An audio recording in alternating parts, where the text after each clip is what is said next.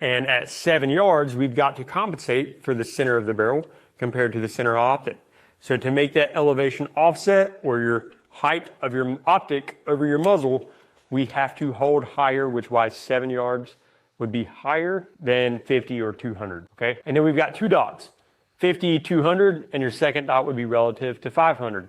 This is going to be completely different based off of your barrel length and your cartridge. This may work for a 62 grain green tip bullet. It's not going to convert effectively if you're running a 180 grain 300 blackout subsonic. Things will change, so you have to understand that. Now what we're going to talk about is how to do unknown distance with a bullet drop compensator such as the Trijicon ACOG, right? So when we're doing this, understand that everything means something in this optic. The first thing I want you to consider is the stadia lines, or the little tick marks going across the bottom. And the easiest way to think about this is if a stadia line fits across a target's width, being 19.5 inches, and it fits perfectly, then that target is probably at exactly that range or very close to it.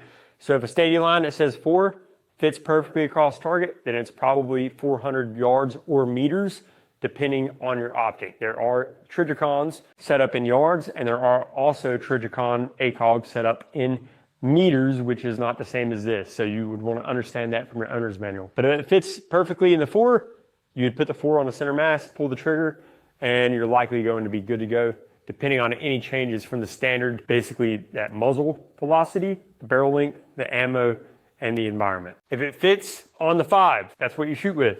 Fits on the 6, that's what you shoot with, and so on and so forth. And then we've got our horseshoe.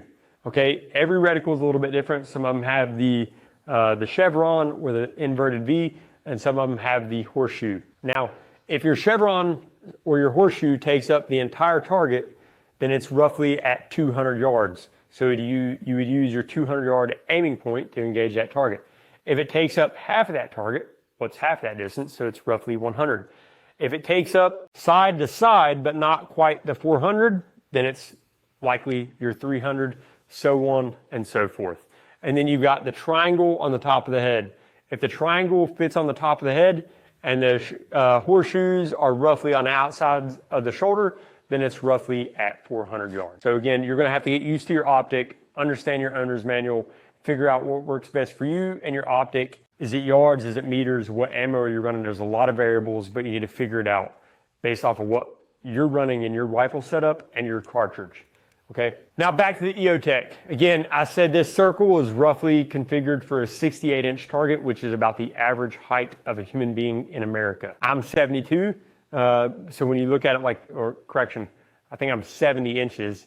So when you look at it like that, a 68-inch target that from the feet or their shoes to the top of their head fits in the circle, then it's roughly 100. If it takes up half of the circle, it's 200. And then it becomes a little bit of a guessing game. Is it 300 or is it 400? It's not a lot of precision here. It's kind of a little bit of guesswork and kind of bracketing. But if it takes up about a third of the target, then it's 300. If it takes up about a quarter of the target, then it's roughly 400. And then that picture we seen earlier with the amount of dots on there, we would apply them correctly based on our cartridge and our weapon system to get around on the target. All right, now we've covered all the CMOP 1, Day 1, and Day 2 curricula. If you've been with us this far, you should have got a good understanding of scope theory, bullet drop compensators, mil versus MOA. We should have given you some ideas on how to apply your optic based on your setup and your cartridge case. And you should have also understood the different types of rifles, how to apply that rifle, how to set it up, and how to do some manipulations with that rifle, to include the standards that we'll be evaluating on Day 1 and Day 2 of the CMOP 1 course. Again, this is an individual-based course, CMOP 1. CMOP 2, we're going to be doing this as a buddy pair, and in CMOP 3, we're going to be doing this as a full team of 6 to 8 members. So leave us some comments. Let us know what you think. If you have questions, drop them below, and we'd love to get back to you and hear your feedback.